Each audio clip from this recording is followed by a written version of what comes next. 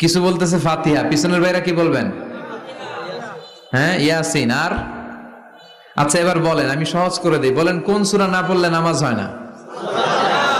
এবার ক্লু পাইছে, এবার ক্লু পেয়েছে। এই সূরা ছাড়া নামাজ হয় না। আমি যদি পড়াই হবে না, এই মসজিদের ইমাম সাহেব পড়াইলে হবে না, কিন্তু বাইতুল মুকাররমের খতিব পড়াইলে আবার হবে।